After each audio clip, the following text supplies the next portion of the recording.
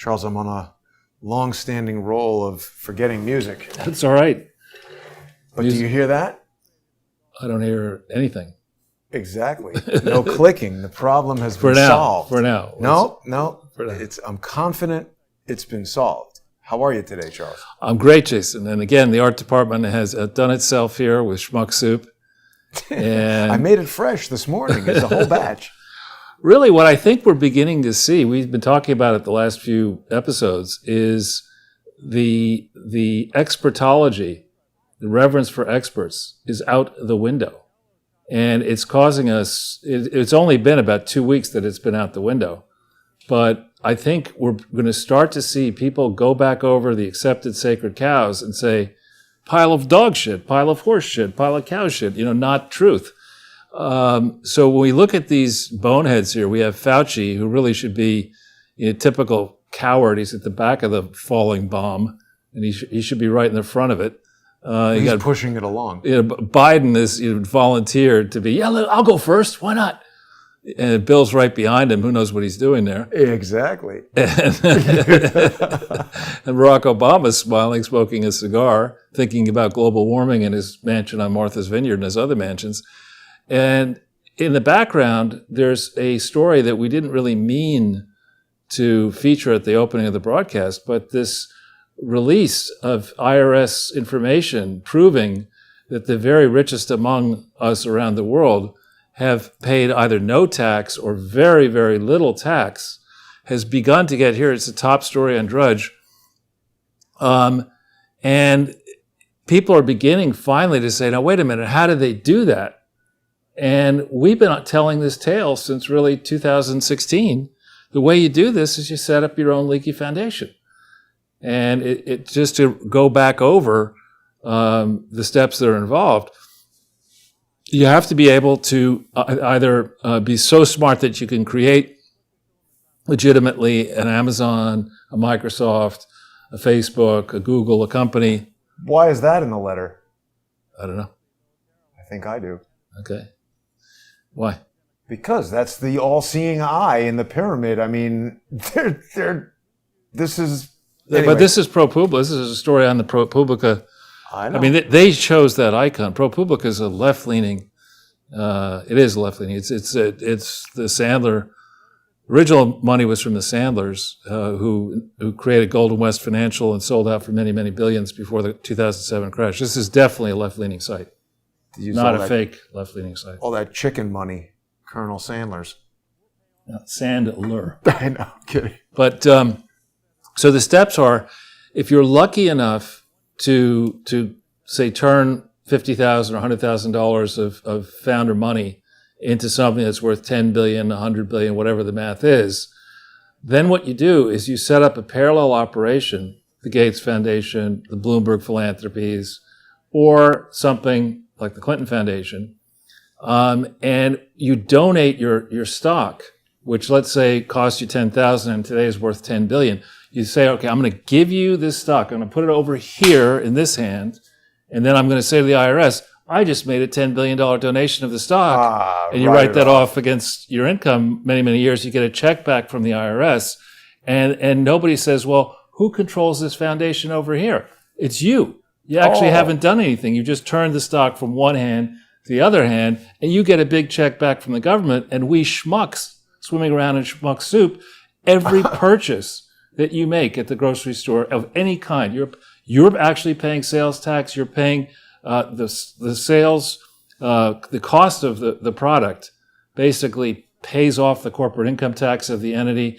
The employees who are being paid and a portion of their wages, they get taxed, and the employer has to pay taxes. So the schmucks who are every day borrowing a lot of money for their houses, to go to college or whatever, graduate school, we are all the ones paying the taxes. And these enlightened ones, Bezos and Gates and the other multi-billionaires, the Bloombergs, they then get on their jet fuel guzzling rockets, fly all over the country, all over the world. Bezos is going to space. Literally with his brother. Really? Yeah, supposedly. They might blow up. And now Richard Branson is having a space race with them. But let's just Sorry. We go away from the lot of the story. So the point is, there's a business model which we've been talking about from the very beginning. Rather than pay your fair share, what you do is you come up with these ideas, you ride Amazon to the sky, you then start giving the money away, and people say, "Well, Jeff Bezos has given away $20 billion. I mean, whatever the number is, how bad could he be?" And the reality is he's keeping 140 over here. And with that 20 billion or whatever he'll end up giving away, you could pay off a hell of a lot of news organizations to make sure that they don't actually look into this story.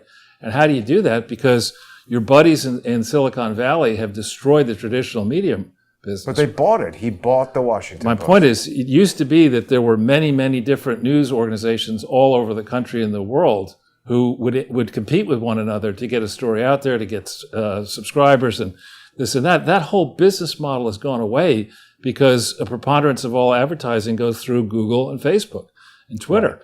And so the ones that remain, you either buy them, as he did for $250 million, you buy the Washington Post, or you pay them off. You have your foundation, the Gates Foundation, give grants across the entire traditional corporate-owned media sphere. You get involved backing politicians. They need campaigns. They have to advertise in the same way. So it is, as I go back to base principles, I pick on 1989 because in 1989, we really were, the United States of America was on the precipice of being the dominant country in the world. You know, we had China was still Stone Age. Yeah, exactly. It was the overwhelming majority of Chinese citizens were living in deplorable conditions with limited opportunity. The Soviet Union was just blowing up. Central Europe was being liberated. The United States, for all the problems that we now see under this dirtbag Biden and his ridiculous administration, we'll get to that in a second, this maladministration, all the problems that we had paled in comparison to the structural obstacles faced by the former Soviet Union and China. And instead of going and continuing the trajectory of job creation that we could have continued in 1989, first H.W. Bush basically sold us out to the New World Order crowd, and then Bill Clinton was very eager to jump in and do everything he could to allow the communist Chinese, who had, I would argue, infiltrated Arkansas, infiltrated his group, and other oligarchs around the world, pick off opportunities that we could have had as Americans. He encouraged, he and other administrations encouraged outsourcing. That continued under Dunderhead Bush. That would be Bush too. And then by the time we get to Obama, we've been punished by 2008. We've been punished for 20 years. Didn't Bill Clinton also give tons of nuclear secrets to the Chinese and ballistic technology? I've heard that the entire Chinese space program. Right.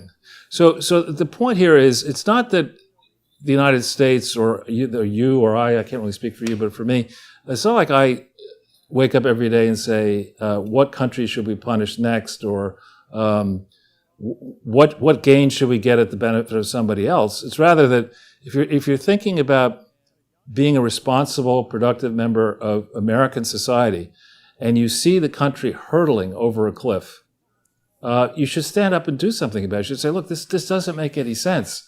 The basic tenets that animate these people, the idea of, as I say, outsourcing is a ridiculous idea. We're in trouble now from that. Right, you're experiencing it personally, and I think we'll talk about that. Yeah. So these long supply chains, assuming that everybody is a responsible, fair actor, it's absurd. I mean, you haven't been out in the country, you haven't been out outside a city to understand how nature can just fuck you up on a moment's notice. You think you live in an apartment, I'm not saying you personally, but people live in apartment buildings in these big cities, and they don't get that you could put parts on many different ships, on airplanes or whatever. Next thing you know, the 17-year storm of cicadas, or however you pronounce it, cicadas or cicadas, or those things come back out of the ground in the trillions, and the White House press plane can't take off for 7 hours, and Biden's out there flapping his gums trying to leave, and he has to wipe it, his cicada. Have you ever heard of that before? Cicadas preventing an airplane from taking off? Not that, but you know, this is remember who was the person? I think Eddie Glaudet, that professor from Princeton, was on Morning Schmo the other day saying that it's so refreshing that finally the climate of competence has returned to the White House. Where? What White House? Biden. Oh. What is that? No. Did he mean when Biden left? No. He's like, finally, competence. No, Trump out, Biden in, competence in. I get it. You know? And so this whole idea of outsourcing, it just makes it far more complicated to run a business. When you go back to the Titans in the late 19th century, early 20th century, they were the ones who said, we're going to figure out one way to make this car. We're going to encourage everybody to buy the same type of car in black and stamp it out, and we'll be able to bring the prices down so that the workers can own the cars, so we can make more and more. And then they understood the idea that while you may look at a company's annual report and care about a year's worth of revenue, a year's worth of cost, the resulting profit, et cetera, the reality is that every day money comes in your front door and goes out your back door. And if you spin that money around and you keep it all in one country, you're going to have great prosperity. If, on the other hand, you divide the supply chain across these tens of thousands of miles, you could well be siphoning this multiplier effect. You're not going to experience it inside your country. Yes, in theory, maybe the price per unit of something will be lower, but price isn't everything. You've got to also maximize the multiplier effect inside the locality. So this idea of outsourcing was absurd before you consider the geopolitical risks. You want to outsource in a climate where you guarantee me peace for 1,000 years? I'll give you the lifetime supply of weed that you need, because it's never going to happen. It's never happened in history. Weed world is outsourcing. Right. So that was a stupid idea. Then the idea that, I remember hearing this right before the 2007 crash. I was fortunate. I had been, at that point, retired for 5 years, and I was playing a lot of tennis. And after you play tennis, you sit there and you talk around, and there was some wise guy bragging about how successful he was. And I said, well, what's your strategy? He said, well, I just borrow as much money as I can. And I said, well, what happens when you can't pay it back? That's why I'm so successful. I always find a way to pay it back. So what happens if you can't pay it back? And he's like, I'm fucked. And that's more or less what happens. So this idea of taking people and saying you have no capital of your own. You're going to start life in college, having graduated college at age 22. Or let's say law school at age 25. What you should really want to do is begin your working life with no freaking capital and $500,000 in debt at, say, 7% interest. I mean, you don't want to do that. You don't want to encourage young people to begin their lives where they're fearful as it is. They don't really know all that much. They don't have the professional credentials and experience. You don't want to saddle them up with that kind of debt and then say, in addition to taking on that debt, what you should do is take a car loan. You should buy a big house. You should then, proceed to, it's just insanity what is being taught by these professors. That guy you played tennis with, Charles, he had the same business model as the South Park gnome underpants. Underpants gnomes. Yeah. They were just going to steal underpants and then profit. We don't know how they do that. Yeah, it's probably something designed by Kamala Harris. Right. But I won't go there. Anyway, so back to the schmuck soup.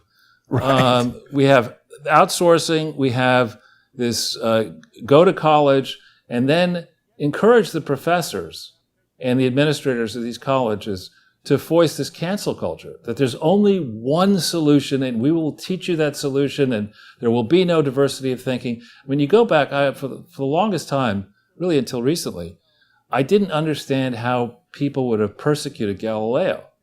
And now you see it, and watching the last 12 months, at least I do. I mean, the people like you and like me and others who dared to stand up in the beginning and say, Fauci is a law and order idiot. Judy Mikovits, they've destroyed her life for 10 years. Right. But I mean, more recently, just you and I daring when the news first came out saying, this doesn't sound right, and now who's the idiot? I mean, how many thousands of hours on television and radio and, audible books have we had these idiots put Fauci up on a pedestal and say, this is a great man with the scarf lady? Even still. Right, still, well, I think less. He's appearing on CNN saying that there's going to be this Indian variant and everybody better be careful. It's like, aren't you the dick who paid to invent this thing? Why should we listen to you? Yeah, did you hear Trump is a Russian stooge? Is that? Oh, right. That's the latest. The latest news. But seriously, in my experience, trying to push the idea that GE was not as great as it seemed, I personally encountered, nobody persecuted me, but I encountered pushback. Just like the knowing look, Charles, you stopped working in 2002, maybe you're spending too much time playing tennis in Millbrook and you missed it. Too much sun. Yeah, too much sun. Why just, you can shut up. But it took less time to promote the GE thing than it has to now get to foundations. But didn't you tell me that guy, what's the guy's name who busted Madoff? Harry? I know you mean Markopoulos. Yeah. 11 years. He do something that he acknowledged your GE thing? He may have, yeah. But I mean, Markopoulos took 11 years to convince people that Madoff was a crook. And certainly, when you put people up on pedestals, because most of us are not willing to think for ourselves, we just say, well, what does Bill Gates think about it? Oh, whoops. What is, and so I think we're now in this process where people are starting to understand that the folks you encounter at the breakfast clubs across America, where I used to be in a routine where I'd drop my daughter off to school, you have to wait in line, and you drop them, go to this local place for coffee and whatever you want for breakfast, and typically the same routine, people would show up and you start talking, and when you get through all the socializing, you start solving the world's problems every morning.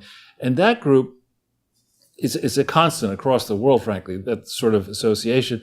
And more often than not, there's somebody who is not academically distinguished and maybe not all that well educated from the traditional way of thinking about it, but will not say much for a while and then say, Fauci's an idiot.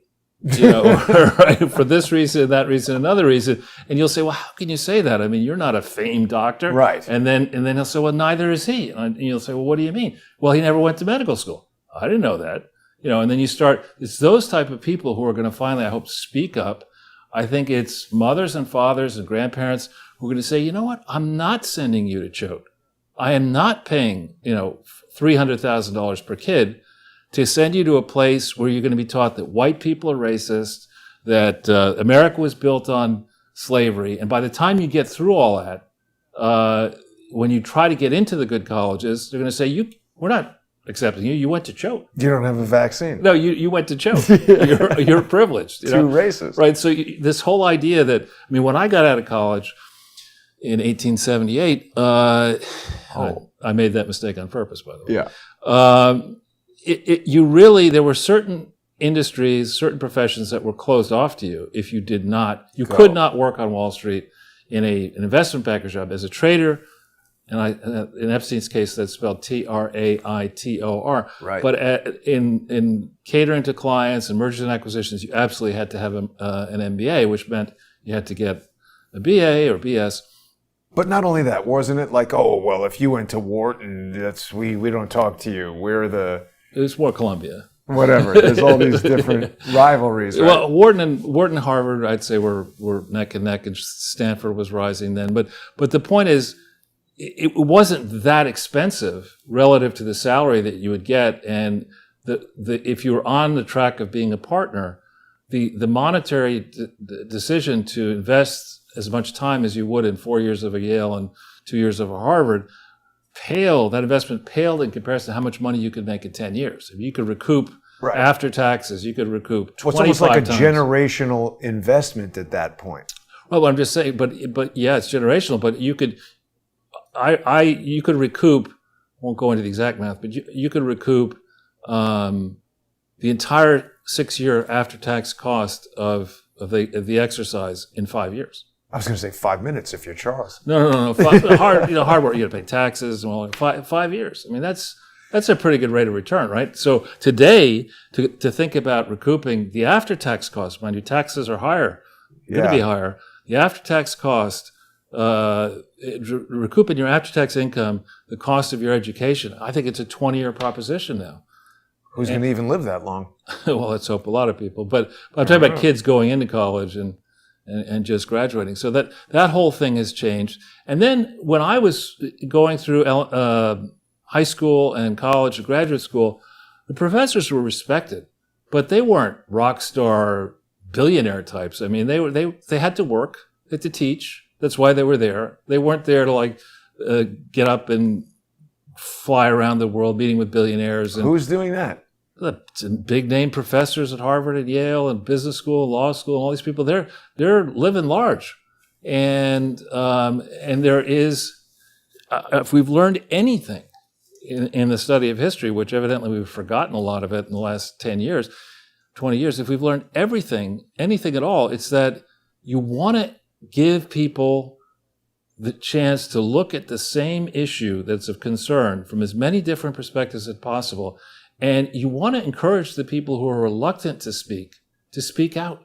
You want to encourage people to voice ideas, as controversial as they may be. You don't want to encourage this sort of behavior of having, this highly questionable guy who actually in that picture looks like a clown, doesn't he? Epstein? Well, yeah, he looks like he's wearing lipstick. Who's this guy? He's a famous, I think, professor at MIT, and is that Dershowitz? And that's Summers. There's Dershowitz and Larry Summers, and then that other guy I don't know, but maybe New York Magazine will tell us. But again, just because I think the lesson we should learn here is when you think about it, Bill Gates, who everybody said up till very recently was a genius and fantastic, and he's so successful with Microsoft, which people will dispute, at least with the quality of the software and all that. He's so successful creating that monopoly that we ought to let him monopolize the blocking out the sun industry, the turning shit into water industry, and the healthcare industry. That's the biggest mistake you could possibly make. That just because somebody's rich, that they're necessarily all that smart. And then the notion that somebody like Epstein or Bill Clinton or Hillary Clinton or Barack Obama or W. Bush is going to engage in the practice of convening great minds just to talk big thoughts about how we should run the world together.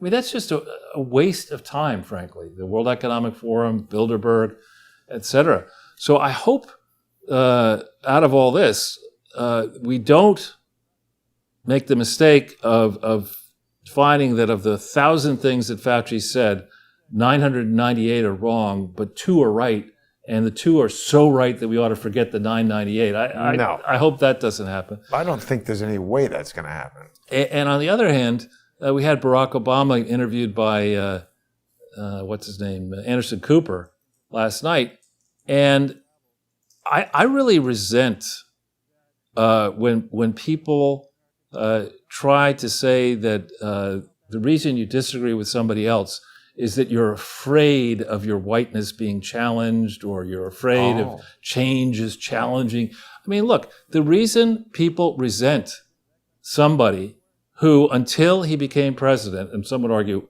during his presidency, had accomplished very little himself.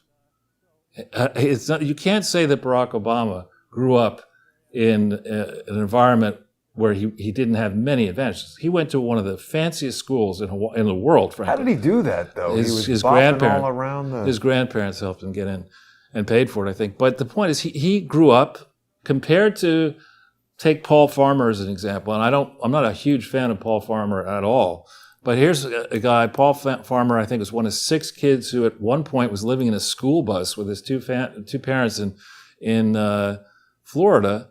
Wow. And he then went to Duke and was summa cum laude, and then went to, I think, Harvard, got his MD and PhD and all this kind of stuff. Just because you're white doesn't mean that you automatically grew up in a life of privilege. And in fact, people with Paul Farmer's background were heavily discriminated against in Florida when he grew up, and then at Duke when he got there. What is this? I don't know. It's just somebody's name. But for Barack Obama to get up there and sort of speak in arrogant platitudes about why there's rising racial tension in this country and why we should listen to somebody who really in his 8 years as president, people are fond of saying, well, from 2010 forward, the growth trajectory in the American, that's not the way to look at it. The way to look at it is when the market discerned that Barack Obama was going to win, which is sometime around, I would argue, August, September 2008. Okay? What happened to the market in August, September 2008? It crashed. Exactly, because they said this numbskull is going to come in with a bunch of weirdos and screw up the economy, which is exactly what he did do, and put in place a structural transformation that ushered in much higher spending. And well, I don't know who that is. It's Bob Dylan, isn't it? Is it? God Almighty! He looks like Bob Dylan. Jeez, he looks ridiculous. I mean, is that the presidential medal of whatever? I guess. Bob Dylan's uncomfortable history with what? Accepting awards. We're not interested in Bob Dylan really right now, but that was just the first photo that came up. But so he gave this interview with Anderson Cooper, who, along with the rest of the mainstream corporate-owned media, is in the business of not asking any tough questions.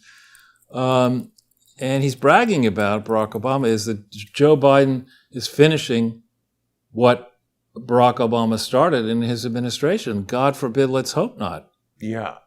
Well, but he is, though, and that means destroying the country. Yeah. And I just, call me overly formal, but I just think if you're the former president of the United States, you're pushing 60. He's trying to do the Steve Jobs thing, I think, to be the cool, approachable president. Well, and he's a king of the straw man argument. I hate that about people when they say, some would say, or Charles, you probably think X, Y, and Z. And no, I don't. Well, that's obviously wrong. I know, because I don't think that. And that's the Barack Obama approach. Yeah, well, he looks like he's been, getting sun and sleep, and he looks healthy. Great. Well, Charles, one other thing, we used to always tell people about the playlist, which contained all of our videos. And of course, the playlist on the Jason Goodman channel, the whole thing has been removed from the internet. So now people can join us on the Sunday with Charles YouTube channel. I think I made 2 playlists there. Yeah, we have Closing In and Sunday with Charles. And what I've been doing is I've gone back and I've started posting our timeline of videos so people can go back and watch maybe some of the earlier videos that they might have missed. A lot of people are telling me they really enjoy that because a lot of viewers have joined us more recently and didn't see all those old videos. Yeah, I don't know if you can get the other ones up because there's so many of them. I mean, that's the thing. Every night I'm kind of posting a few, and I got so many things that I'm working on doing. So it's just like weave it in there, and I'm trying to restore some of the other co-host channels as well. Well, thank you for that. I remember when we began this in 2017, this idea of using a movie and a poster, and I think I did say to you, what happens when we run out of movies? And you were like, that's not going to happen, Charles. They're pumping them out. Yeah. Well, but they've stopped making them. And actually, I don't know if people remember this, but the first movie-themed poster was this Something About Hillary. And people weren't here for this, but you had a stunned and almost a light bulb over the head reaction where you were processing exactly what it was that I had done. And this launched the trend of movie-themed shows about making fun of dopes who work for the government. Yeah, it's a nice collection. I mean, it's at this stage, it's probably 350 shows, I would guess, minimum. Maybe more. Maybe. Now, there's 2 things I want to share with you. Thing 1 pertains to this supply chain. Well, you already know about it, but I don't think everybody does. So this supply chain issue, whoa, look at that. Raining? No, it's some construction going on outside. Oh. Anyway, so we did that show about Brain Dead Summer because I was inspired by Joe Biden's Corvette and that movie with Mark Hamill. And then that started having YouTube send me information about Corvettes.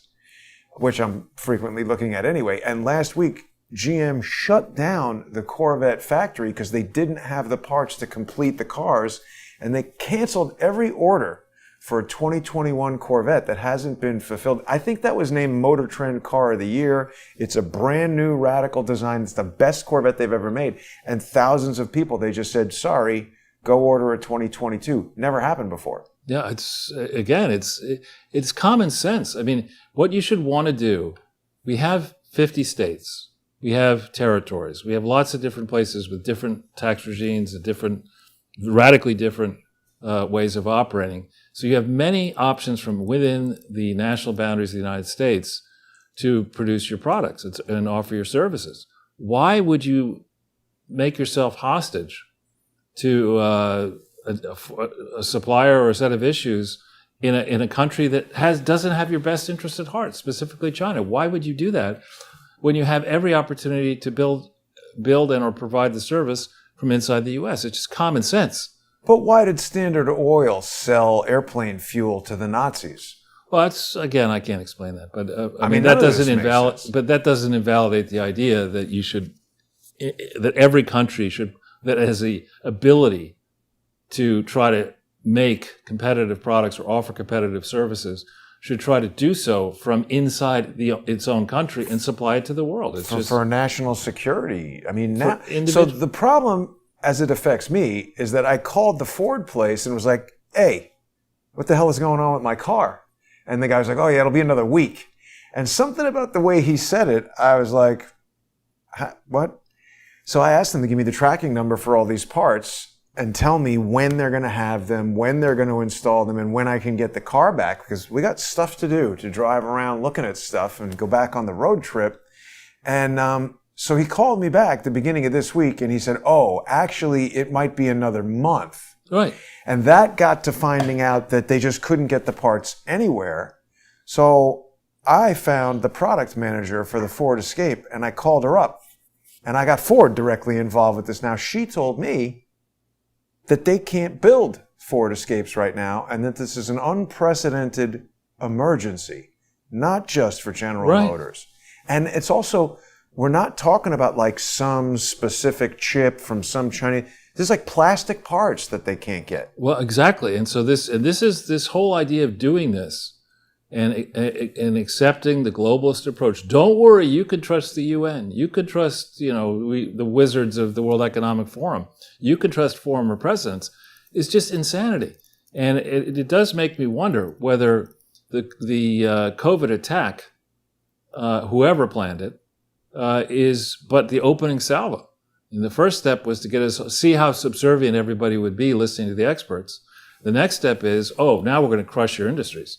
That's what's happening. And people right now are saying, oh, Corvette, only rich people need Corvettes. The reason I bring it up is that is a quintessential American thing. Corvette, apple pie, baseball, July 4th, burn up some tires, burn up some gasoline. That is that. You're not getting a Corvette from China, and now you can't get one even from GM. Well, and to put it, I mean, you fortunately don't have to worry about this, but for somebody who, let's say, bought the Escape with the idea that person was going to commute 60 miles every day, 30 each way, and now you can't have your car, and let's say, your wife or your partner, their car is also screwed up, and you got to navigate 2 or 3 or more kids to school. Right. It makes it very, very difficult, the stress level, at a time where people are also worried about their jobs, competing against machines, competing against artificial intelligence and other things. I mean, when I was in college and in business school, there were a few professors. I remember there's one guy who wrote a book called Energy Future, in which he and this other Daniel Yergin, two famous, somebody Stobaugh and the other guy Yergin, predicted that every graduate of Harvard Business School would be working for the Middle East for our entire careers. That was the theory. That the oil prices would remain elevated. The United States would never have the ability to compete. We would be hostage to foreign supply, and we'd have to learn how to speak Arabic. That's what these idiots were telling us back in 1980, and it proved that totally wrong. Not before, of course, their book Energy Future sold out, I don't know, probably hundreds of thousands of copies and made them some bucks. But anyway, here we are. And Wait, sorry, there's one more important thing. Well, that's right, thing too. Well, so should I tell people about this? About the phone call that we were supposed to have today? Again, do we want to? Okay. But they declined to even respond. Yeah, I think we'd do it a slightly different way if it's okay. I think what we'll do is we'll take people through the subject matter. And did you hear, Charles, that President Trump will be speaking in Texas? I know. I don't get it. I don't get it. So let's jump into what you're referring to there. This is the American Conservative Union Foundation. You like the subtlety? Yes, very well done. And if we hit search, right hand side, okay, and then you hit the blue link, and we're going to go into the 2017. So let's scroll slowly down the page here. Here you see the most recent 990 is for the 12 months ending March 31st, 2019. Okay, so these typically are due within 10. Let's get this right. 10 months and 15 days from the end of the fiscal year. So the March 2020 should be up, and it's not. So, where is it? So the March 2019, we go to the next one, we see it March 2018. This actually is just for a 3-month period, January 1st to March 2018. Now, if you're going to do that, and you switch year ends, you actually have to file a special form with the IRS, which of course they did not do. And if you go to the next one, here you see this is for the fiscal year ending December 31st, 2017. Now, one reason to shift from a year ending December to a year ending March is that the Conservative Political Action Conference, CPAC, is typically held late, sometime in February, early March. And by switching to a March year end, you can more tightly, in theory, control your costs and your revenues and force people who are going to attend to CPAC to pay up before CPAC so that you actually have everything collected and it all makes sense and whatever. So there is a reason to do that. That's a good reason. There's a bad reason, which is if you're trying to hide how much money or you're totally out of control how much money was sent towards this thing, and you don't want people to really figure out where the money went, then maybe what you do is you change your year end the way they did and try to make it very difficult for people like me to figure out what actually happened. But we're going to go on an exercise here of showing that there are some people like me who are persistent who can go into this and say, wait a minute, what you've reported here is total garbage. And let's show you how you do that. If you go and hit the PDF for 2017 and then download it so that it's more readily manipulated. Okay. Here it comes. There it is. Good. All right. So we don't have enough time to take you through every mistake, but let's just have a little fun here and just, you would think we're not even to part 1. We're in the beginning, the ABC area. And so part 1 tells the very beginning, and look at L. It says year of formation, 1973. It wasn't formed in 1973. Right? We know that. Right? This is still on all their stupid forms. They had, back in 2010, they claimed that the state of legal domiciles in Virginia, not true. It's always, in theory, been in D.C. But if you can't even fill in the form before you get to part 1, if you can't do that right, maybe you should. It's going to be a long day. Avoid some interviews. Yeah. Because it's not going to work out for you. So if we go down, this document, in theory, just down the page, was received at the IRS office August 20th, 2018, right? So that's roughly 7 full months, 20 days, 7.5 months from year end, right? Which means that the March 31, 220 should have been in the IRS a long time ago, and somebody's sitting on it. Total contributions and grants, they say, are $2 million. Program service revenue, they say, is $768,800 for total revenue of $2.8 million. Isn't that a pretty huge decline year over year? It is a big change and a big increase, right? From 1,117,985 to 2 million, and from 134. So this calls into question, to me, if I'm just looking at this, what's changed in year to year, and why would your grants double, and why would your program service revenue go down by 50%? Doesn't make sense. Could it be a misclassification? Could you have incorrectly counted something as a contribution in one year and not in the next year, or vice versa? And accounting is about many things, but to be done right, it has to be consistent. So you can't in one year say, well, our policy is this, and then the next year it's that, and then put something together like this without explaining that one year is done on one basis and the other another basis. If you go further down, just a little bit further down the page, you have in the prior year, you have in theory a profit of 113, whatever they show, 565 in 2016. And wow, the next year you have a loss. A lot. Right? But let's stay on this for a little bit here. So at the end of 2016, i.e. the beginning of 17, you start with negative net worth of 309. Well done. Well done. Yeah, exactly. That's talented. And then you produce a loss, because that's what you're in the business of, 19.657. And so rough numbers, Jason, you take 309, you add 20 to it, what should you get? 329. Right. And what do you see instead? 364. Oh, wow. So you look I could be their accountant. No, you would do a much better job. And so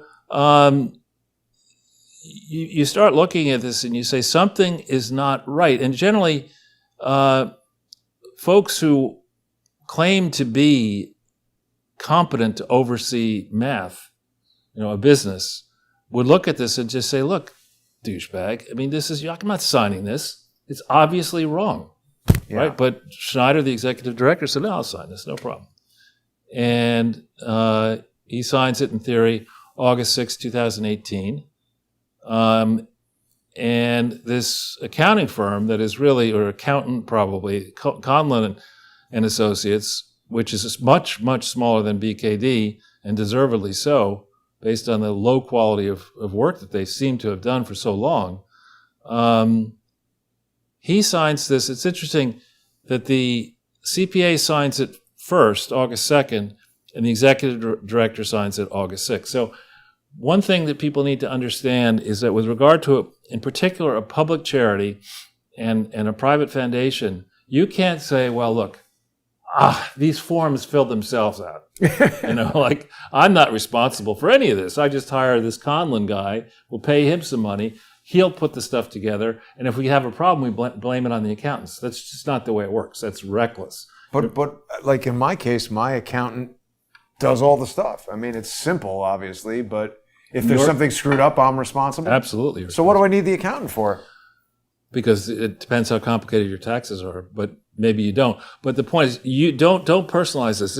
Forget it. This is different. This is when you're going to the IRS and saying, you know what, and to states and federal government, you say, I want the privilege of raising money and offering the donors tax deductions for the money they send my way. I want the privilege of being able to accumulate profits. Now, these idiots can't do that. They would like to accumulate losses. But to accumulate profits without paying corporate income tax and reinvest these profits in the good works of my charity, when you ask for that, the government rightly says, no, wait a minute. You're standing in the shoes of government. You can't just delegate this to some accounting firm. You've got to show that you exercise the required duty of care. And instead, the team around this American Conservative Union Foundation certainly, in my judgment, is not exercising the type of care and attention that would need to be exercised. They're very careful not to connect me with Matt Schlapp. Right. So let's go down just to the revenue page, which is like page 8 or 9.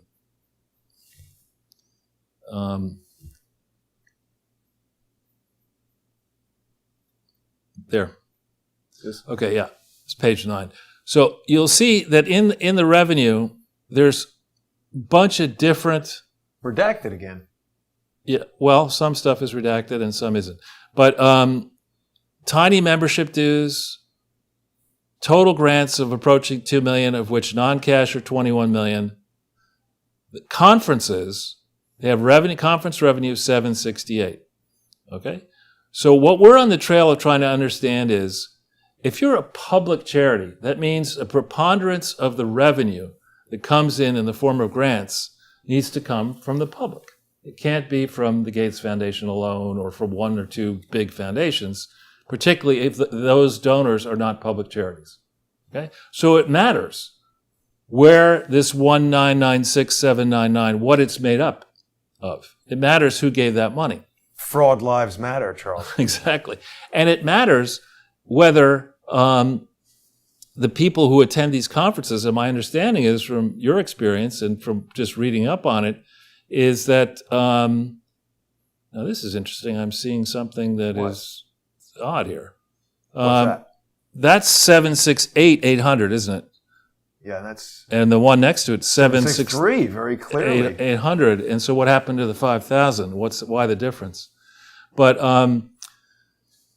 if this is all the people who sponsor Radio Row and the various things at CPAC, if that's what this is all about, then the remaining grants come here, right?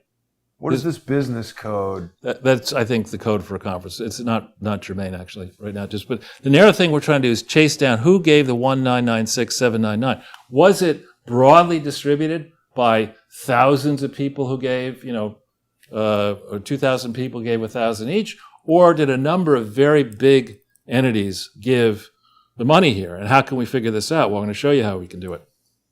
Let's keep going to Schedule A.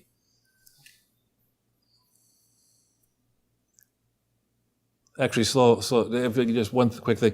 On the subject of did they exercise the required care, they decided, to supervise this and make sure this is a public charity. They said, let's get an accounting firm, a law firm, and let's have them work for like 3 hours. 1,888 or whatever that math is, 5 hours maybe, to review all this. And the accounting firm, they could charge $7,871. Now maybe it was necessary. Somebody donated their time. I'm not sure that is off the reservation, but here you see that call this 10,000. They spend 10,000 on making sure the forms are correct, and 70,000 on fundraising. Well, do you need to spend 70,000 on fundraising if you've been doing this CPAC since 1973 and you have an in-house list of people who've attended in the past? You have a lot of records which should help you say this is the type of person we should mail to. Or alternatively, if the $2 million in grants is coming from 5 people, why are you spending $70,000 on this professional fundraising? And is that $70,000 the real amount that you're spending? Or have you gotten into a deal with one or more fundraising firms who are saying, don't worry about how much it costs. We'll just do mass mailings in your name, and we'll run up this bill, and we won't really be completely honest about how much you owe. Anyway. That's almost never. Don't worry about how much it costs. It's like, wait a minute. Yeah, all right. I'd like to be your interior decorator. I'm going to save you money. Don't worry about it. Don't worry about a thing. Right. Whoever says that, you really need to be scrutinizing carefully. That's right. Give me half of the budget up front.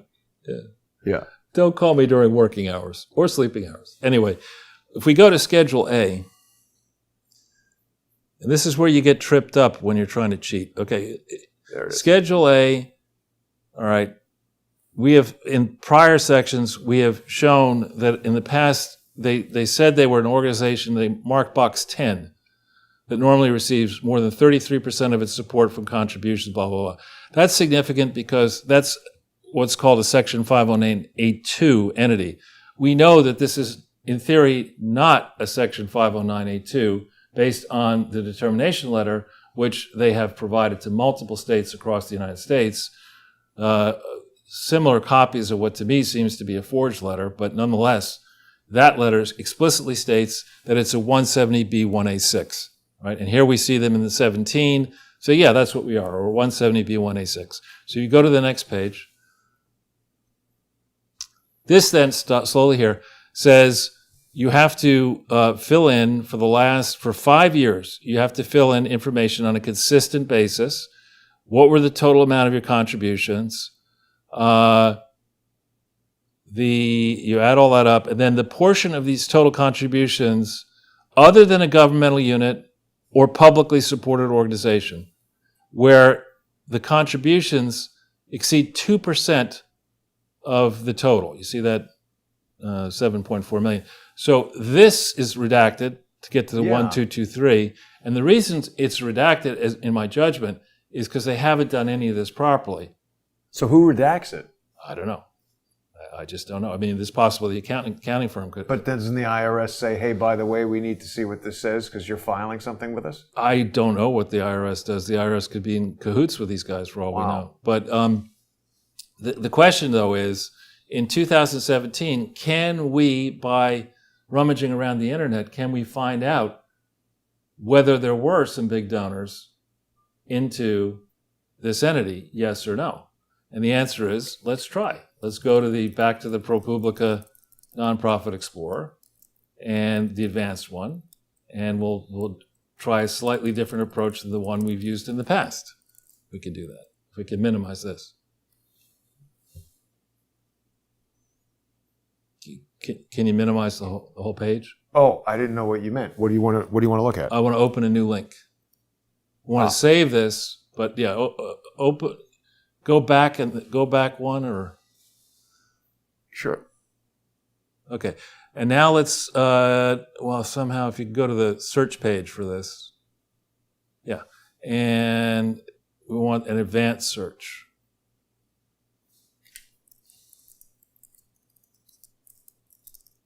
Yeah. What just happened there? Nonprofit Explorer. You got to explore a big, there you go, advanced search, yep. Okay, in this, find any phrase in electronic filing, punch in quotes, American Conservative Union Foundation. And this is going to give us a quick pass through donors to the American Conservative Union Foundation. Okay, and we're going to look in 17. Why are there so many? Because there are a lot of people who gave. But we're looking for 17. We'll see, Judicial Watch actually gives not just in 19, but that's for another moment. Here we go. The Pew Charitable Trust. 990? Yeah.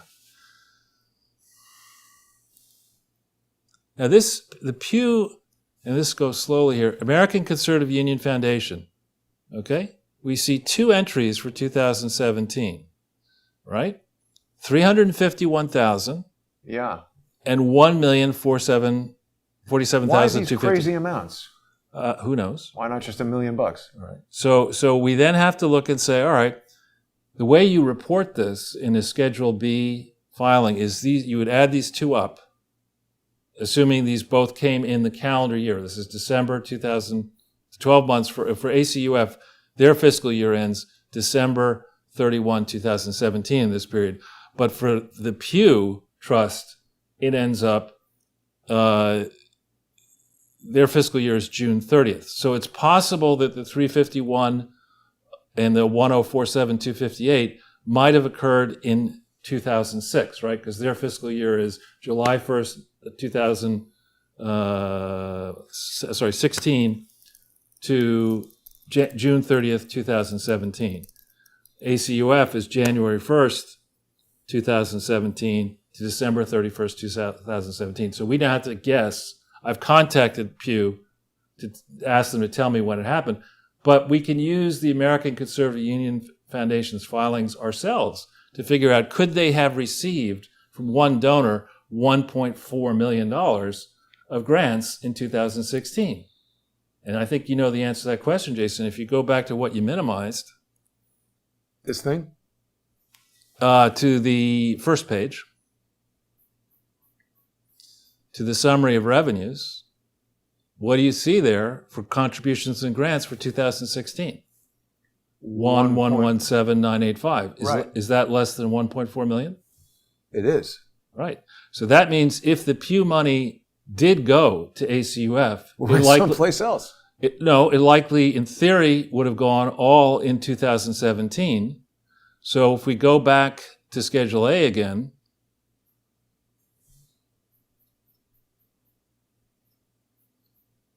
and we see total grants of $2 million, we know that $1.4 million came from one person, from Pew. Right. Okay? If Pew's forms are correct, and if ACUS forms are correct, leaving only $600,000 in 2017, right? Yeah. So go back to the list of donors if you can. So we're on the hunt now for $600,000. We go back to the preceding page. We want to find 2017. Oh, no, right. This is this. Yeah, okay. And we look at... We could just do this. 2017.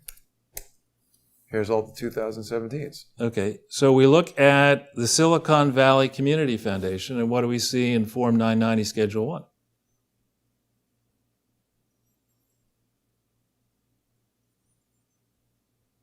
Slow. You're going to go this down a ways. There's quite a few they give to. Yeah. So you can keep, it's probably 30 if past this. I can see it on the left while you're doing it. Keep going. All right. Next section. Look at this. American Academy of Arts and Sciences. That's interesting, isn't it? Yep. All right. American Conservative Union Foundation. 681,000. We've already got more in 2017 than they declared, and we're not finished. Okay? 681 plus 14 is more than they declared out of two people. And if two people are responsible for more than they declared, what happened to the other money? I don't know. Which could be why Matt Schlapp and others don't want to speak to us. And not only that, they get nervous when I call there. It's kind of funny. Slightly. So let's keep going. So we've already identified with two donors. Let's go back to that summary of the donors that you highlighted, 17. And go up the page a little bit. Yeah, there's not Brickell. All right, let's punch in, because a further thing that happens is they file... Shell Oil. Yeah, let's see what they say they gave him. I don't think it's a lot of money. Why are they giving... You don't need to. I've done it before. This is a small matching contribution. Let's go into the advanced search again. Okay. And let's punch in, just into the name. It could actually be the normal, well, either one. You could punch in here, let's see, Bradley Foundation. Like that? Yeah. And you'll get the Harry and Lindy Bradley Foundation, and it's in Wisconsin.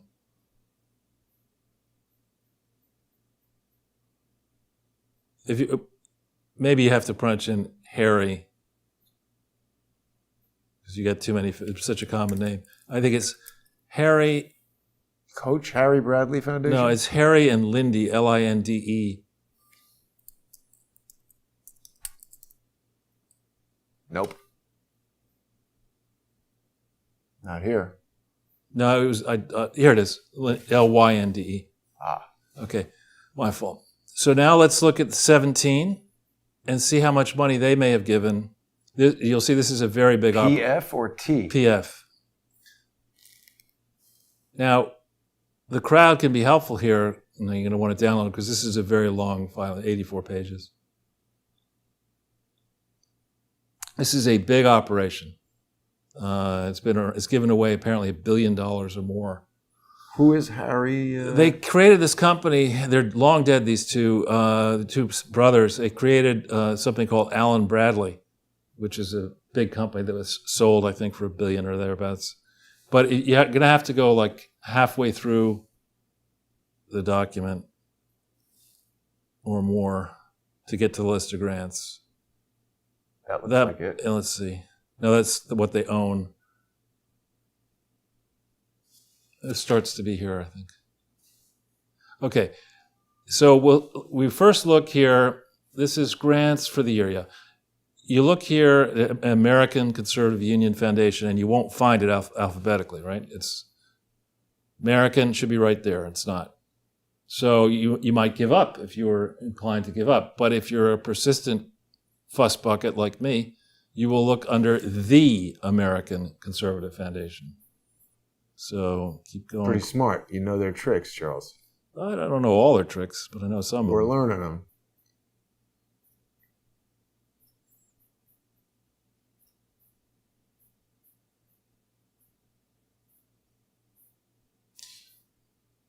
Let's see. Witherspoon. DH. Institute. 3.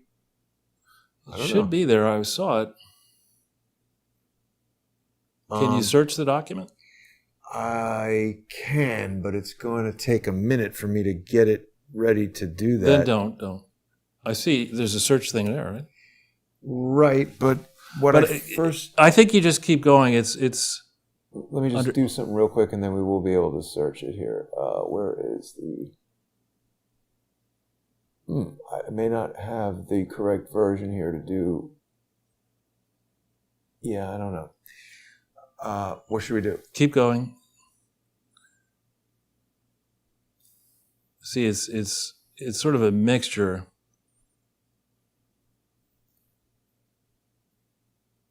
A lot of money given to the University of Chicago. Yeah.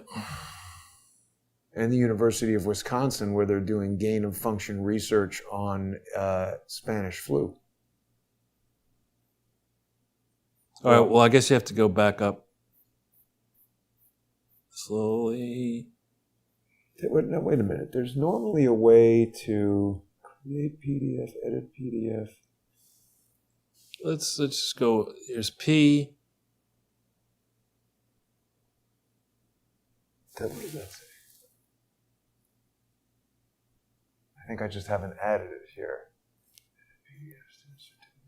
No, you know what? I haven't installed the proper version. Sorry, Charles. What would you like to do with this? I'd like to go back to the list of grants. Yeah. And, it's a pity we can't search. I can do it, but I just need to do a little bit of wrangling here for Let's keep going down this, up that way, and maybe it'll pop, because I definitely saw it. But it's interesting how they've hidden it here. The Howard, maybe it's getting closer. The Heritage Foundation, the Fund for American Studies, the American Studies Center right there. There it is. 350,000. So we're already 350,000 more. That says the date of the grant is July 5th. We've already identified 3 donors have given more than the entire amount of money they claimed. All right. Then remember that thing I said that you have it in the top of the list? What thing? This thing. Good Ventures. Oh, yeah.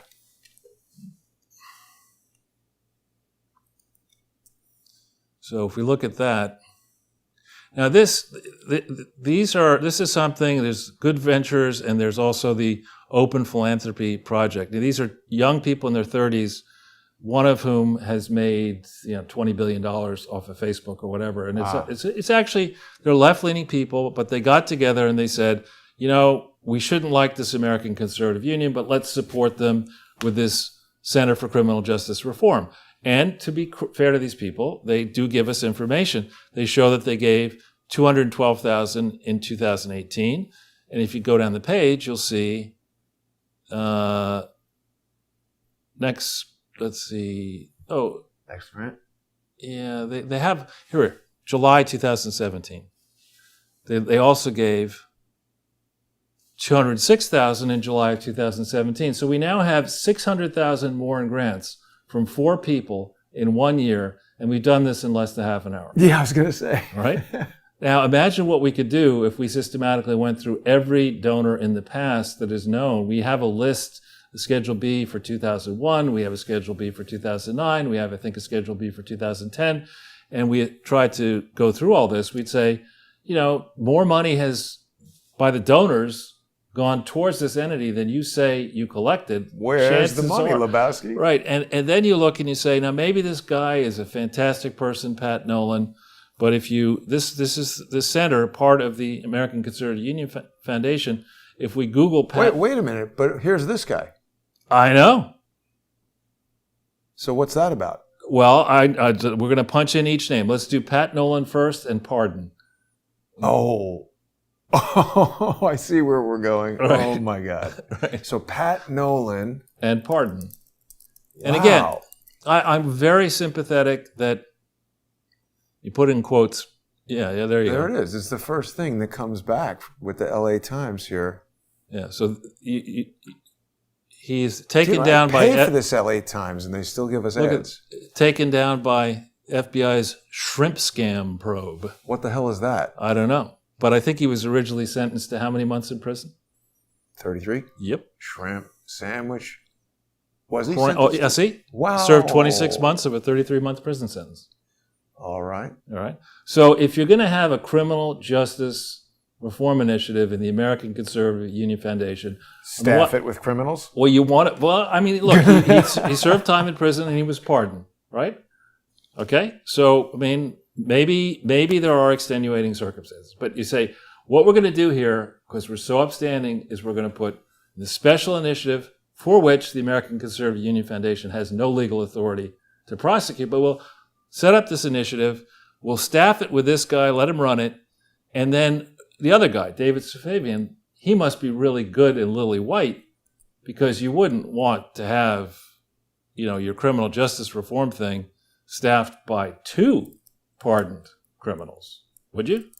Well, I wouldn't. Well, let's see if what pops up when we punch in David Safavian's name and pardon. Yeah, it seems to be another guy pardoned. Right. And again, this is where it's one thing to run around and let the people who are in theory running this American Conservative Union Foundation, they could say that Matt Schlapp isn't taking a salary. And look, this is no minor situation. David Safavian served nearly a year in prison for lying about his interactions with lobbyist Jack Abramoff. Jack Abramoff is a notorious fellow, right? And so before I wanted to give somebody like that a second chance, I would ask myself, are there rules that pertain especially to public charities that involve having to do filings around the country where you have to explain anybody who may have had a bad interaction with the law, particularly if you were convicted of a felony and pardoned, two separate people. You wouldn't want to say, well, the only people who collect a full-time salary here are the 2 former felons. Is that right? Well, I think if we go back into the 2017 990, let's take a look at how many salaries are paid. Wow. And also they have to CC my emails to that guy, apparently. Let's see. I think we have it. You got to... Yeah, that's the one. If you go back up, let's see. Let's go and look at the... Slowly, Jason. Okay, here's Daniel Schneider gets compensation from a related organization. That would be the American Conservative Union. Matt Schlapp gets 0? Yeah. That's like that lady. I don't get a salary. Right, exactly. Here are the independent contractors. Now, Gaylord National Harbor Hotel, a conference facility, I think I saw somewhere else that Safavian and, let's maybe go to the first page, that Safavian and Nolan I should OCR all these documents so we can search them. Yeah. Is this more? They're all getting 0. Yeah, except I think they may be being paid by the ACU, or they may be contractors. It's not there, huh? Well, keep going up that way. You'll see a list of all.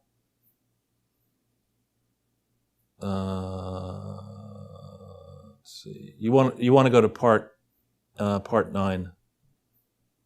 Part 1. Go page 9, 10.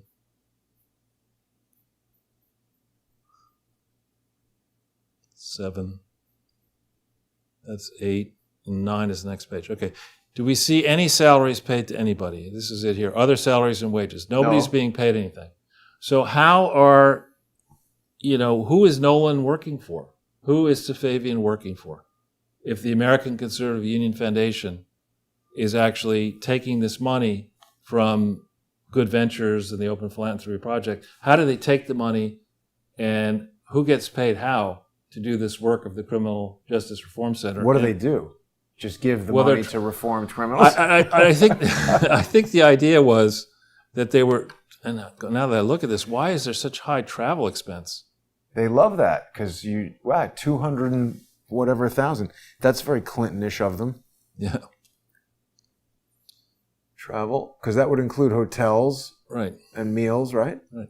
So this what we're doing here is just taking their filings, which are out there in the public domain, and using a little bit of elbow grease and saying there's something seriously bad wrong here.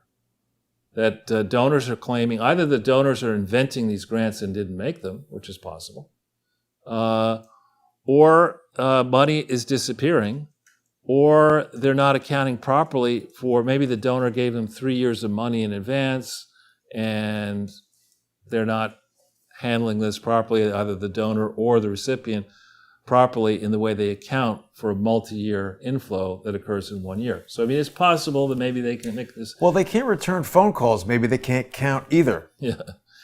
And so, again, if you've got the American Conservative Union, which is a sister organization, there are many examples, not for today, but there are many examples where one or both of the brother-sister organizations lie about the relationship to one another in crucial years where they're sending money back and forth to each other and nobody can keep track of where the money actually went. So it's understandable that you would lie because you wouldn't want to upset people with the truth, as you have been known to say. So I've been known to hear that, actually. Yeah, right, exactly. So furthermore, another thing to ask yourself here is when you're thinking about numbers, you're going to ask yourself, is there actually an organization here? It has no employees. It can't do its accounting. It manages to live for many years with a negative net worth, which is virtually impossible to do, suggesting that it is dependent on some other organization or something. The American Conservative Union. So the relationship that the American Conservative Union has with the American Conservative Union Foundation, the American Conservative Union Foundation in later years is paying large fees to back up to the American Conservative Union, which are not explained. What's the basis? This year, they don't seem to be paying big management fees, but in other years, they do. And the basis for charging those fees, what you're supposed to do is you're supposed to say, we've chosen to have no employees. Maybe we should have our own employees so that we don't get raped and pillaged by people who are charging us these big fees. What is so complicated about running, if all you're going to do is run one conference out of this American Conservative Union Foundation, why don't you have at least one or maybe 2 or 3 part-time employees so that you don't have to be hostage to the American Conservative Union itself? And therefore you also will have a better ability to keep track of what actually happened to the money. Why don't you have a budget? You're going to spend $214,000, $15,000 on travel, but $1,900 on legal. It just... Well, they were traveling around trying to find a lawyer. Right, exactly. Find the best price. Oh, yeah, here's the management fee. Look here. It says, fees for services, management. Let's not put anything down here because we wouldn't want to alarm people. You're going to spend $1 million on management. Wow, holy cow. So why are they filling that in rather than just writing it up above? Well, that's another standard trick. If you don't want to upset people by putting it in the category here, let's see, out of 2.8 million total expenses, we're going to pay some other schmuck in Schmuck Soup Land. That's crazy. It's just you wouldn't do that if you were really running this properly. Unless you're the one getting the million. Don't they? There's a guy answering the phone. Is he a volunteer, maybe? Well, they answer the phone. You call the American Conservative Union Foundation, and they answer at American Conservative Union. It's the same guy. It's the same, same, yeah. Even though they had at one point adjacent offices, and then they switched. And here again, this line 21, payments to affiliates, should be filled in. Who are they affiliated with? American Conservative Union is certainly an affiliate. You see, so generally speaking, I think the IRS is in the SEC, Department of Justice role of all we do when it comes to foundations is we watch porn. And so we're too busy looking at it. Wife, if it's the SEC. Well, the point is, there's just glaring discrepancies. The changes in net assets reported in the income statement line does not foot with the balance sheet. Obvious mistakes like the management fee, obvious mistakes concerning the revenues. And as we've said before about the Clinton Foundation, the way the accounting profession works in general, to the extent it does work, is people say, look, give us a breakdown of your revenues. And if you can't do that, if you can't keep track of who your actual customers are, chances are nothing else will be right about your financial statement, right? Because if you don't know, revenues, I don't know. Why would I care about those? Right. Right? Yeah, I mean, it's the number one thing when you're running a business is keeping track of the money. Right. And so I think part of the reason that Schlapp and company are reluctant to engage on this is they don't... They know that you know what's up. And this is really, and I gave the same advice to Barack Obama's foundation, to their general counsel. I just said, listen, give up. I mean, you haven't raised that much money. How'd they respond to that, by the way? They were very cordial, actually. Most people usually, they're like, yeah, you're right, I'll just give up. Well, no, I explained it to them. I said, the foundation you claim to get the library building up and running is going to cost maybe $500 million.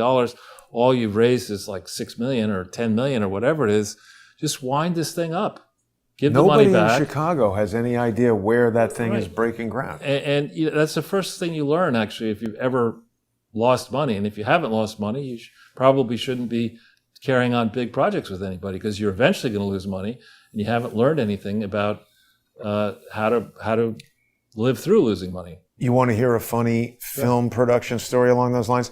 This was told to me by a camera assistant. So back when things were shot on film, you had to load the film into a magazine that would go on the camera, and that's got to be done in the dark because the film is light sensitive. So there's this bag that you stick your arms in, and in a dark room, some of the film goes in the bag, and it's this light sealed bag.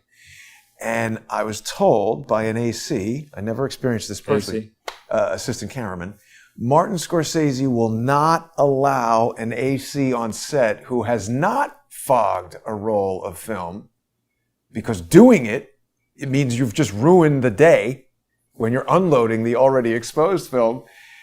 And that feeling of everybody here and all the money spent today, this little pissant second or third assistant just blew the day. If you haven't had that, get off my set. Because you're going to have your first, not here. Right, exactly.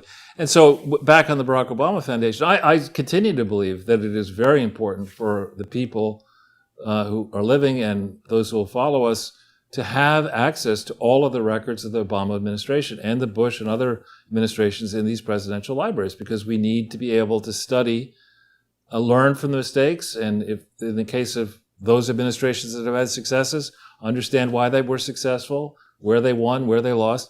You need to study all that stuff. And so I want there to be a Barack Obama Foundation, just as I want there to be George W. Bush Foundation and other. But I want all the shit in there. I don't want all the damaging stuff. We'll just incinerate that. Right. We'll leave behind in these like fables, paintings and weird sculptures of demons, Easter Island heads. Yeah, all that stuff.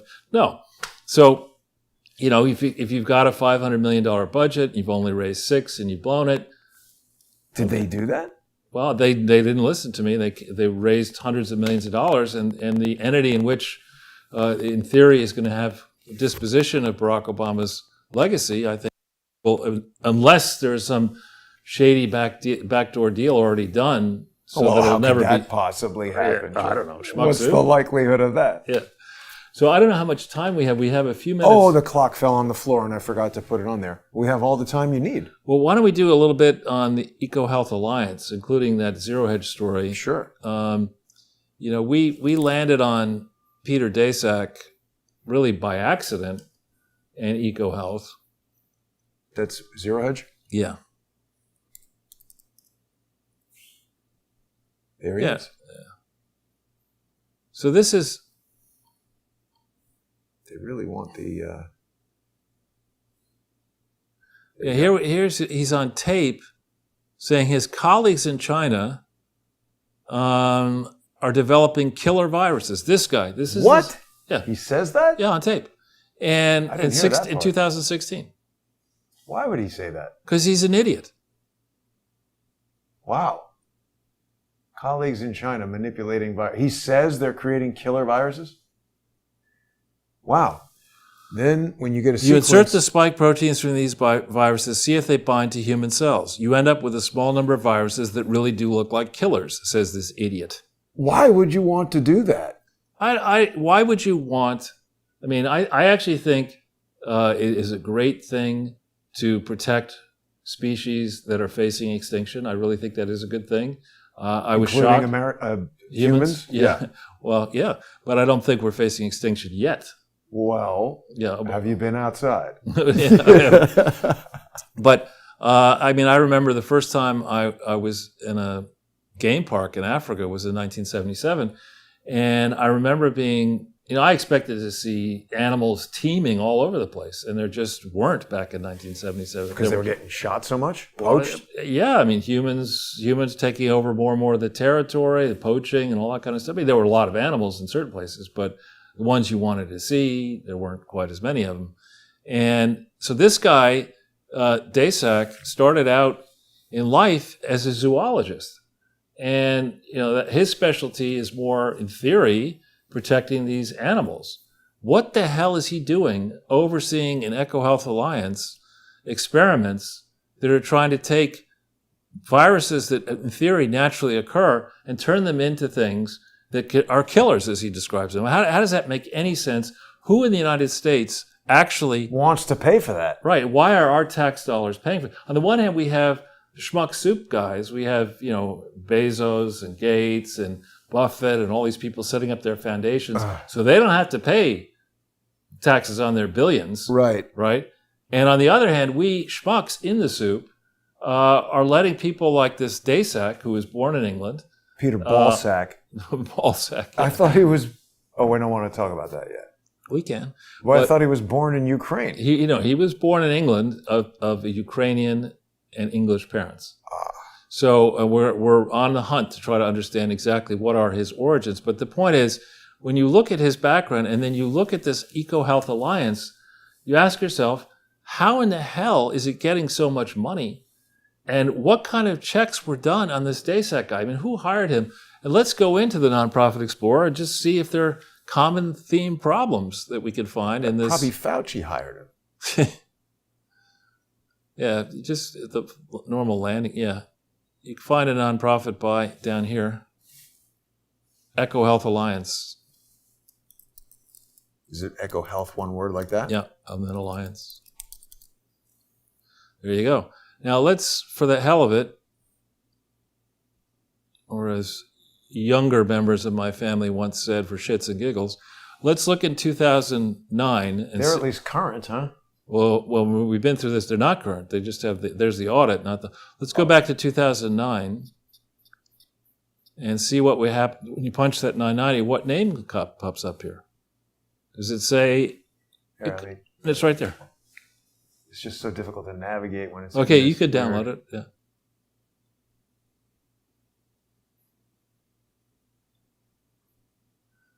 Wildlife Trust Inc. Oh, right. They just changed the name. The name and the address of the principal officer, Peter Daszak, PhD. And again, I know, and this is doing business as the Wildlife Trust. It's doing business as something else, but there's nothing, shouldn't there be something written here? Yeah. Well, they changed their name by changing their articles, but they didn't do this properly. So I look askance at people who put in PhD into their title. just because my father refuses to do it. And my father believes that the only person who should call himself a doctor is a medical doctor. It's just and he's a PhD in nuclear isn't he physics. supposed to have the capital D? He didn't even spell it right. Well, it's PAH, dunce. But here you see very clearly that this was called the Wildlife Trust. Pretty bad if you misspell PhD. And here we have, let's look at the test of can they get this right? Their net worth in 1 year is something, and is it right the next year? The net worth, they begin is in 22 there, it's 4.6 million. Well, they lose $133,000. $133,000, Jason. And it's wrong. Right. How is 133? It isn't. But here he puts in Peter Daszak, PhD and president. Casey, did I mention I'm a PhD? No. Yeah, I'm not. Anyway, so I can't get that right. Not so good with this stuff. You see, in the organization's mission, we empower local conservation scientists worldwide to protect nature and safeguard ecosystems and human health. By making terrible viruses. And human health. This is not what the original... They're doing the opposite. Right. Yeah. Wildlife Trust's health research spans the U.S. and more than 20 countries worldwide to develop... You got to throw in the word sustainable, right? Sustainable sex workers, sustainable drug addicts, sustainable criminals. You just put that sustainable in there, that's covered. Well, sustainable criminals is when you hire your family into the criminal operation so that they'll keep it quiet for the next 40 years. So here we look at 4A, first project. Wildlife Do it Trust. in the Fauci accent. Wildlife Trust continues to monitor bat populations in China and other Southeast Asian nations for SARS coronavirus, the cause of the 2001 global pandemic, to prevent future spillover events. And the mask is not theater. Very good. There you go again with the theater. I'm telling you, it's like getting yelled at by your grandfather listening to that guy. Well, now let's go into the... if your grandfather was from Brooklyn. Right. Let's go to the North Carolina thing that you had pulled up there, charities and fundraisers. North Carolina. Yeah. And let's punch in EcoHealth Alliance. Here? Next down.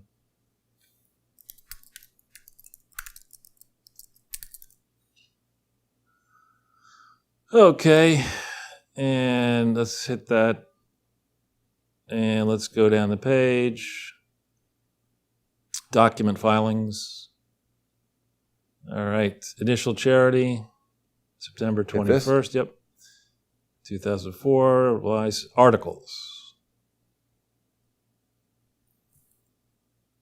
All right. Now, this is a Commonwealth of Massachusetts form. And look what it says. This corporation is organized for the purpose of conserving threatened wild species. Yeah. Right?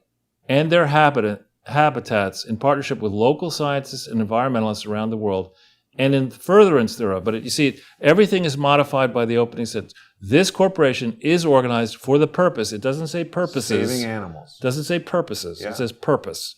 Of conserving threatened wild species. So are humans wild? I don't think so. I know some.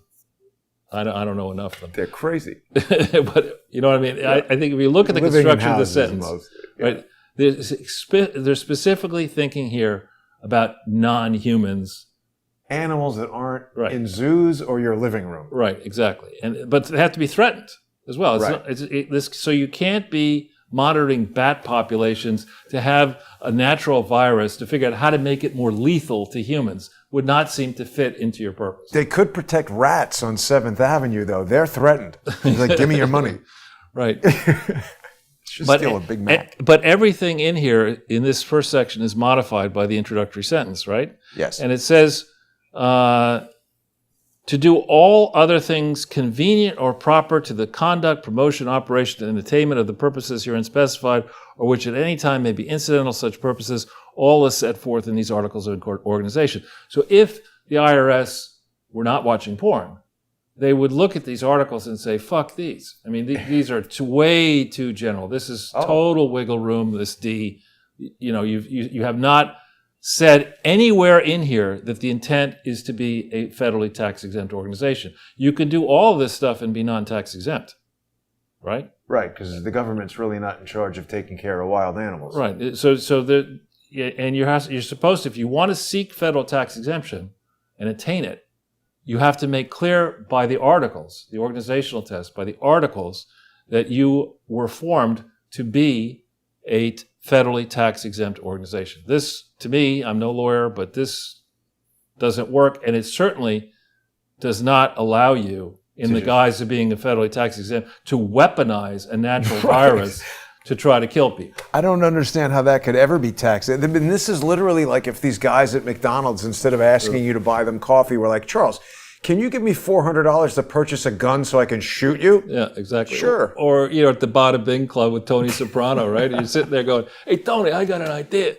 We'll do a foundation. We already got one of those. We'll do another one. It's just nuts. That is I think that's the naval base. Naval Observatory or something. I forget, but that's a real thing, the Bada Bing Club. But it's not called Bada Bing, I don't think. Well, let's keep going and see in this articles if they redeem themselves. This is a form, page 2. Well, let's slow it down. Okay, it says, the corporation has one member, the powers of which are set forth in the bylaws. Now, this you would fail on your face here. You're trying to set up a publicly supported entity. It can't have just one member. Is that just one person? Well, it's going to be the predecessor operation. You're going to see Attachment A, Article 4, the bylaw. This is a cut and paste job. It's also not very easy to read. Yeah, and when you look this up, this Victoria Mars was in my class at Yale, and she's the Candy Mars. She's right. She's M&M Mars. That's big money. Right. No, she's a multi-billionaire. And as a guess, I knew her a little bit in college, but not well. Was she always eating candy? Well, no, as a guess, who, if you're a billionaire and you're like riding horses or whatever, who wouldn't say, you know what, let's protect threatened animals in the wild. I like to go on safari. What the hell? We'll do that. It makes sense. And that they would try to do this. But do we see an Attachment A? There we go. How's it look? All right.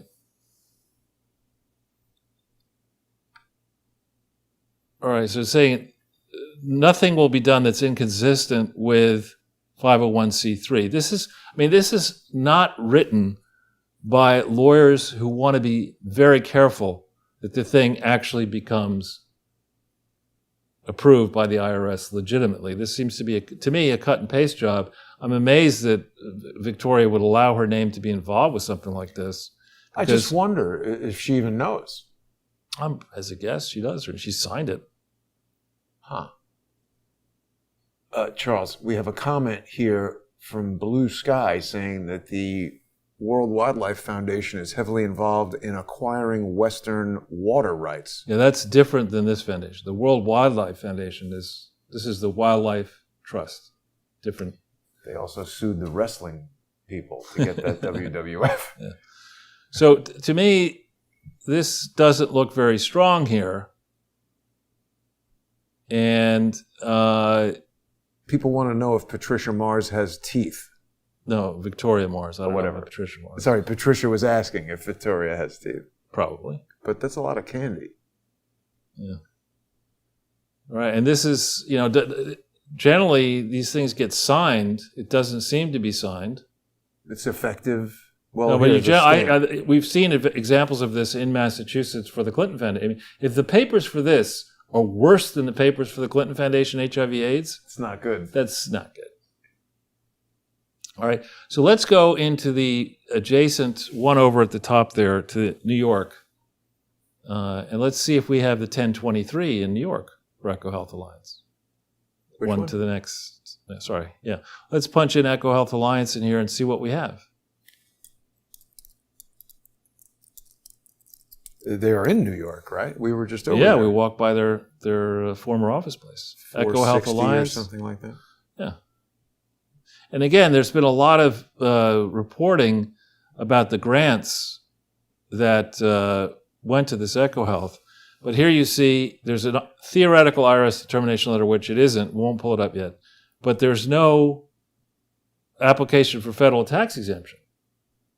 Okay, so how does the IRS allow all these mistakes across all these different filings? Well, again, I think if we get back to this issue of the IRS revelations about how the very rich don't pay any taxes, this is the department within the IRS that could put a chokehold on the billionaires. I mean, we have Joe Biden bite me wants to, if he can get the cicadas off his neck, he wants to get a whole bunch of money together so you can hire 87,000, which is a lot of people in the IRS to go chase rich people, when in reality, all you need to do is go through the records that are there, not only of the charities, but of the limited number of investigations which in theory have been taken out against the charities, like in the case of the Clinton Foundation, and say, how come you didn't see this in 2001 to 5? Who are the people who missed all this? Who missed all this at the Gates Foundation? Who's missing stuff at the Pew Memorial Trust, or Pew Charitable Trust, and the other ones that we've gone through today, the American Conservative Union Foundation?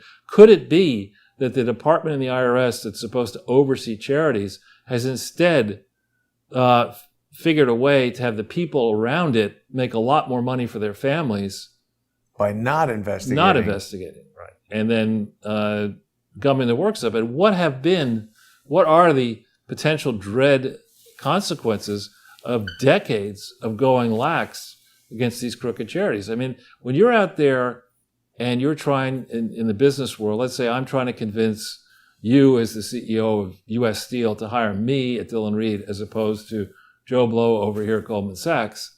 I mean, I can make an argument and Joe Blow can make the argument, but fundamentally, maybe Goldman Sachs is going to be better than Dillon Read, maybe not. But there'll be a contest to get, people will go and say, Jason, hire us for this reason. Joe Blow will say for that reason. You'll think about it and you'll say, no, I want to hire my wife, or I want to hire my uncle, or I want to, whatever reason you're going to hire. But there's a contest. In a charity, on the other hand, if you're saying, all right, you go to Gates and let's say he's a dunce. He is. All right. Okay. He is a dunce then. So you got to, Bill, look, get your head out of the swimming pool. You got to get all these hookers, bathing suits out of here. You got to clean this pool up before the kids come home from nursery school. And Melinda's not going to be very happy about this. But once you get that whole place cleaned up, we got a scam for you. And Bill will say, scam? I'm all into scams. Scams are awesome. So you explain to Bill this foundation that you're going to say you turned over this appreciated stock to the foundation, but it's really just giving it to yourself because you are still going to control the foundation and you control the stock. And now we have this gigantic pool of money that we can use to bribe politicians around the world. We'll say, we're not bribing you, Bill. We're just giving you $150 million in these grants to charities that don't exist that you say you run. And by doing that for $150 million, you're not going to sick the government on us to break up our monopoly. And you're also going to use Tony Blair and other people around the world to protect me. Okay? I got to tell you something, Charles. It's not a good look. I don't want any advice from this guy about what to eat or drink while he's on his way to his breast reduction surgery. Yeah, it's just not. I mean, you would think a guy this rich, who's in the public eye as much as he is, at least get a better shirt. Right. I mean, forget about being in shape. He's wearing, the Confederate gray and washed up Union blue jeans. It's just not a good look at all. Charles, rather than doing all this stuff with the IRS, and that's obviously going to be pretty expensive to hire 87,000 people. I think Joe Biden could just become a sponsor on subscribestar.com/crowdsourcethetruth or patreon.com/crowdsourcethetruth. He could watch these shows and just go after some of these schmucks. Oh, wait a minute. He's one of the schmucks. But they're not going to do that. Well, yeah. I mean, the Bidens have run numerous fake foundations. Right. That seems to be the rage. I wonder when Kamala Harris is going to set up her foundation. I think that there already is, isn't there? I don't know. Well, but honestly, I think this whole area, on the one hand, of government spending out of control because we can borrow as much money as we want right now because we've pushed interest rates to the floor, and demonizing people who create legitimate businesses, suggested that they're the real problem, What's this? The Knee Pad Foundation. Easy, Jason. Easy. Sorry. She doesn't play basketball. It's rollerblading. I don't know. I just put in Kamala Harris Foundation and this came up. Well, can you put in quotes, Kamala Harris Foundation? Sure.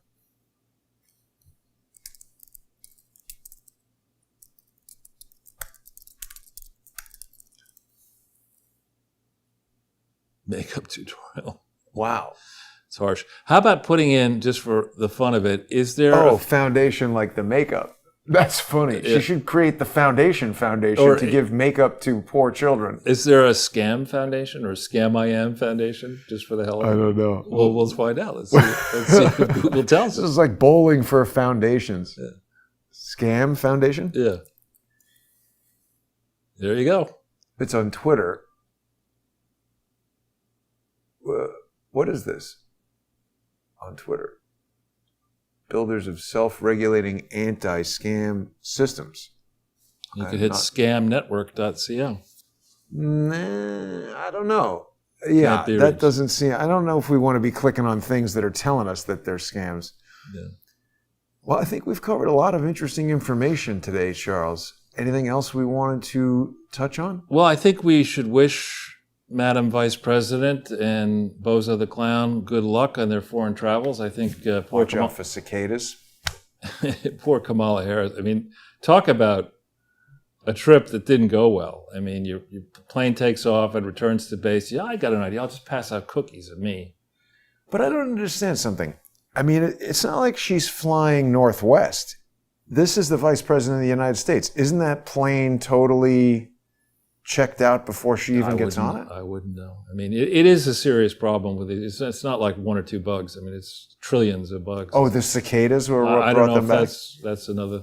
But Joe's trip to Europe, I mean, in the United States, I think the corporate-owned media has pretty effectively been bought off. But across Europe and the international press, particularly in the UK, the government's own it. It's the BBC. well, but the reporters are more difficult to control. In the reporting contingent is, for example, very sour on America for opposing the climate accord and going too slow on climate. And here's Joe Biden really just not going very hard about anything except protecting Hunter.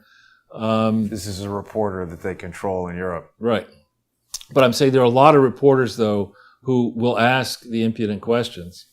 And there are many different cross-currents in Europe that would be difficult for a competent president to address in a press conference. Do you know where I can find one of those? Yeah. Because I'm not really too sure. Actually, one other thing worth mentioning while we're still live here, Charles. That's interesting. That is interesting. Why is it not CS the truth? Huh. Why is Rumble not finding that? That's so weird. So when I'm searching for CS the truth, it's not finding it. But if I go to Rumble, rumble.com/user/ wow. Why is it more difficult to find Crowdsource the truth on Rumble than it used to be? But it is working as far as live streaming goes. So that's cool. People can join us on rumble.com/user/crowdsource, /CS the truth. Well, and one quick thing to say. Actually, is today the 9th? Yeah. So I started work 41 years ago today. Wow. June 9th. And I started this day in Washington Square Park, having my coffee and watching the world go around. And I'm telling you, the story about what happened the other night where people were calling in Washington Square Park, the cops, there's a 10 o'clock p.m. curfew, and people were referring to Asian cops in a derogatory term and then mouthing off that they can't be racist because they are African American. It's just you're down there in the park, and if you go there regularly, you see really this same collection of hooligans, right? Pestering, and particularly they try to find people who look smaller and won't put up, will just give in and won't well, they'll cower and they'll just give them a few bucks. But the degree to which that park is filthy, and I think the full-time workers who are overpaid, probably they're unionized, highly paid people, are supplanted today. I knew this, but I saw the many good-natured volunteers who come in and do the work for free, so that the overpaid public sector workers don't have to do much, and the park is all just filthy, garbage everywhere, and there are all these signs up saying, don't use wheeled vehicles, and then people come slamming through on skateboards and slamming through on bikes. It's become a skate park. Yeah, and it's just, it would seem to me that, particularly because there are so many little kids in this park, that you take a 150-pound waif on a skateboard out of control into a little 30-pound 3-year-old. I'm more worried about old ladies. And old ladies, exactly. Or old men. You break your leg when you're that age, and it's going to ruin the rest of your life. And you're some 19-year-old schmuck on your skateboard. You don't care. Right. So before we hear about how New York City is going to have some new $800 million plan or $2 billion plan. They're planning a concert. Yeah. That's spelled C-O-N, of course. Concert. But it's a constant concert. Again, we don't say enough about the art department, but yet another great example to add to the work in production. Yeah. This concert, for New York, they're just like, oh, it's back. It's so funny. Not funny, actually, but there was a Cuomo, he had some commercial or whatever to come to New York. And like you and I go out there, we're using I think about an 18 millimeter lens, which is super wide. So it's like, wow, look at all the bums and garbage. This commercial is like super tight lens on everything. It's like, here's the face of the Statue of Liberty. Doesn't it look great? Come to New York. Exactly. Ignore the garbage. Anyway, Charles, with that, I will thank all of the sponsors that make this show possible and ask people who are watching who aren't yet sponsors to consider becoming a sponsor on subscribestar.com/crowdsourcethetruth or patreon.com/crowdsourcethetruth. More exciting changes underway for the Crowdsource the Truth video server that currently provides sponsor-exclusive content to subscribers on Subscribestar, and I am in regular contact now with the technical support department at Patreon, who are attempting to resolve a bug that will allow that server to work there as well.